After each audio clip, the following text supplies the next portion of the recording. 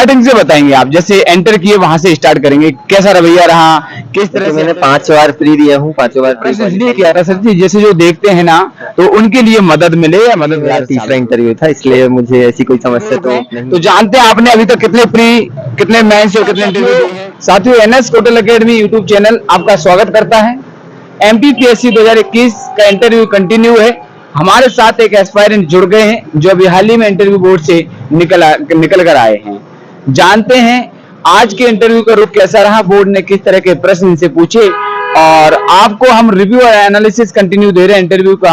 आपको अगर इससे मदद मिल रही हो तो वीडियो को कमेंट और शेयर और चैनल को सब्सक्राइब जरूर कर लें। चलिएगा चलते हैं सर के पास। सर आपका नेम क्या है? मेरा नाम जितेंद्र चौरिया है। हाँ जितेंद्र जी। जितेंद्र सर, आज बोर्ड द्वारा किस तरह, स्टार्टिंग से बताएंगे आप, जैसे एंटर किए वहां से स्टार्ट करेंगे, कैसा रवैया रहा, किस तरह से एंटर किया, फिर क्या हुआ, पूरी स्टोरी सुनाएं शॉर्टली। देखिए, पहले तो लगभग 9:30 से 10 के बीच में यहाँ मेन गेट से एंट्री होती है। अंदर जाके फिर आपका पूरा डॉक्यूमेंट आप व्यवस्थित करके लाएं। उनमें फिर जो डॉक्यूमेंट वेरिफिकेशन होता है, उसके पश्चात मेरा बोर्ड नंबर ए में माननीय मेहरा सर के बोर्ड में था, तो बोर्ड ए है उनका। तो चौथे नंबर पे मेरा इंटरव्यू था। तो बस उसमें आप गए तो आपको एजुकेशन वगैरह वगैरह ऐसा कुछ, या बैठने में ऐसा कुछ लगा? नहीं, एक्चुअली ये मेरा तीसरा इंटरव्यू था, इसलिए मुझे ऐसी कोई समस्या तो नहीं हुई और न ही किसी प्रकार की घबराहट या हेजिटेशन महसूस किया मैंने। मैं एक प्रश्न इसलिए किया था सर जी, जैसे जो देखते हैं ना तो उनके लिए मदद मिले या मददगार साबित हो वीडियो। वो जिनका थोड़ा प्रथम बार होता है तो निश्चित तौर पर वहाँ कहीं ना कहीं थोड़ी नर्वसनेस रहती है। अब चूंकि मेरा तीसरा इंटरव्यू था और मैं पदस्थ हूँ। कहाँ पर है सर जी आप? सहायक संचालक वित्त विभाग में भोपाल में पदस्थ हूँ। तो मुझे इतनी ज्यादा कोई समस्या थी नहीं, क्योंकि ऑफिस कल्चर से काफी वाकिफ हूँ। और उसके बाद फिर जैसे मेहरा सर के बोर्ड में था, तो क्वेश्चन जो पहले हुए तो पहले तो मेरे विभाग से ही हुए, क्योंकि मैं वित्त विभाग में हूँ। तो मुझसे बजट से क्वेश्चन पूछे गए। बजट से किस तरह का प्रश्न था सर? बजट से ऐसे राजस्व बजट, आदित्य बजट, घाटे का बजट, पूंजीगत बजट और किन सिद्धांतों का पालन करते हैं उनके बारे में। उसके बाद फिर जैसे हमारा वर्तमान में मध्य प्रदेश वित्त विभाग IFMIS सॉफ्टवेयर पर काम करता है, तो उसके बारे में एक डिटेल पूछी गई कि इसका फुल फॉर्म क्या है, कब से लागू में यूज होता है, हाँ कब से लागू है, किसने बनाया है, उनमें कौन से मॉड्यूल काम करते हैं, इस तरीके से। फिर कुछ ITI से संबंधित क्वेश्चन हुए, CM हेल्पलाइन से संबंधित क्वेश्चन। CM हेल्पलाइन का किस तरह का प्रश्न? ये कि क्या है ये, इसमें कितने दिनों की समय सीमा होती है, क्या प्रक्रिया अपनाई जाती है, लाभार्थियों को लाभ हो रहा है, लाभ पूछे गए, ITI के लाभ पूछे गए, IFMIS के लाभ हानि पूछे गए। फिर कुछ क्वेश्चन बेटी बचाओ बेटी पढ़ाओ और जो समाज की योजनाओं से संबंधित। हाँ, उसमें सामान्य तौर पर वो समाज का जो बालिकाओं के प्रति एक रवैया होता है, उस रवैये के प्रति मेरा दृष्टिकोण जानना चाह रहे होंगे। अगर आप धैर्य के साथ निरंतर प्रयास करते हैं तो निश्चित तौर पर जीत आपकी होगी। जो था अच्छा था, जो है वो बेहतर है, और जो आपको मिलेगा वो बेहतरीन होगा। इससे संबंधित वो उन्होंने क्वेश्चन किया। उसके बाद फिर एक मेंबर ने मुझसे मेरे बैकग्राउंड सब्जेक्ट्स पे, जैसे मेरा मैथ, फिजिक्स और जियोलॉजी था, तो मुझसे भूगर्भ शास्त्र से संबंधित क्वेश्चन हुए। भूगर्भ शास्त्र का किस तरह का प्रश्न था? जैसे उसमें भूगोल, भूगर्भ शास्त्र, इनमें अंतर क्या है, आप भूकंप से संबंधित, ज्वालामुखी संबंधित। भूकंप क्या है समझाइए। भारत में कौन सी सक्रिय है, तो ज्वालामुखी है। तो इस तरीके से हुआ, लगभग 15 मिनट इंटरव्यू चला। और नेम से, डेफ से? नहीं, डेफ नेम से तो क्वेश्चन नहीं हुए। कुछ ऐसा अपना पर्सनल बैकग्राउंड, जैसे फैमिली बैकग्राउंड वगैरह? नहीं, इस सब से नहीं हुए, मेरी जॉब पे ही चला। हालांकि मेरे अग्रमान्यता पत्रक पे जरूर चला कि आप 5400 पे हैं।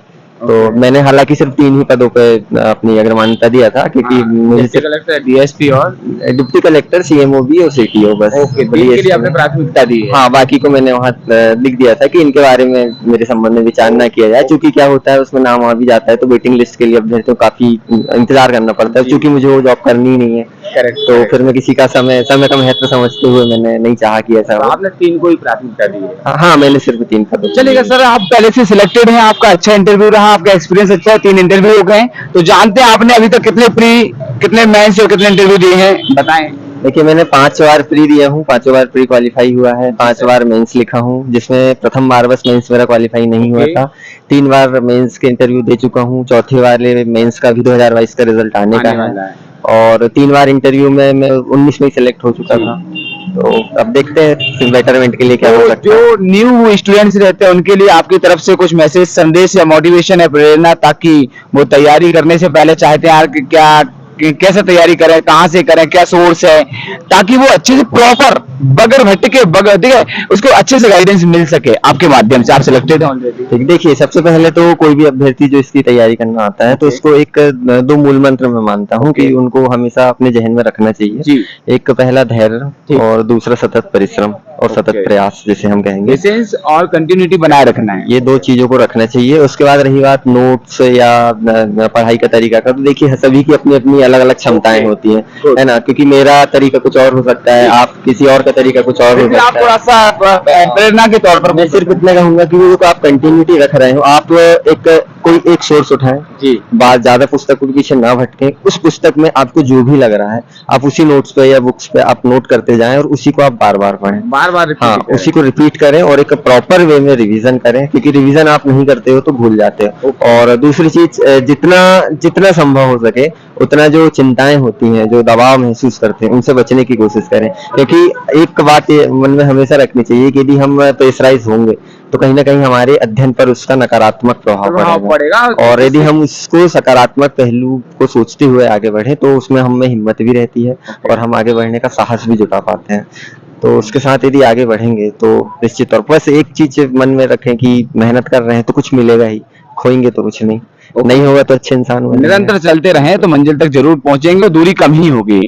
सर, 12th के बाद और ग्रेजुएशन के बाद तैयारी में क्या अंतर, क्या आपके अनुसार क्या कहना चाहिए?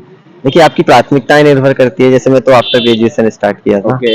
है ना, कुछ लोगों को पहले से गाइडेंस हो जाता है और उनका निश्चित है कि हमें इसी फील्ड में जाना है, Okay. तो 12वीं के बाद भी कर सकते हैं, लेकिन मेरा मानना है कि एक बार कॉलेज करना चाहिए। कॉलेज जरूर करना चाहिए, लेकिन हल्का फुल्का इसकी जानकारी कलेक्ट करते जाएं और उस वे में थोड़ा सा अपना नजरिया चेंज कर दें। हाँ, इसकी जानकारी कलेक्ट करते जाएं और जैसे ही आपका ग्रेजुएशन होता है उसके बाद आप पूरी तरह से इस पर समर्पित हो जाएं। लेकिन कॉलेज इसलिए मैं थोड़ा जरूरी मानता हूँ क्योंकि इस सेवा में हमें आना है। इस सेवा में चूंकि संतुलन, सामंजस्य और आपके अच्छे संपर्क, लोगों को डील करने का तरीका, तो एक जो सोच में परिपक्वता आनी चाहिए, वो परिपक्वता हमें कॉलेज से कहीं ना कहीं मिल जाती है। हमें कई प्रकार के दोस्त मिलते हैं, क्योंकि स्कूल और कॉलेज की लाइफ में बहुत अंतर होता है। मानसिकता पर असर पड़ता हाँ, है, तो बिहेव इससे पर असर पड़ता है। एक जो परिपक्व स्टूडेंट निकलता है वहां से, उसके बाद आप इसकी तैयारी करें तो ये आपको फिर और पक्का घड़ा बना देती है। ओके, तो बहुत बहुत धन्यवाद सर, आपने बहुत अच्छी जानकारी दी। जिस तरह से हम जो एनालिसिस का वीडियो, रिव्यू का वीडियो बनाते हैं, उससे बच्चों को या जो न्यू व्यूअर्स हैं, ऑडियंस हैं, जो यूपीएससी, यूपीएससी सिविल सर्विसेज की तैयारी करते हैं,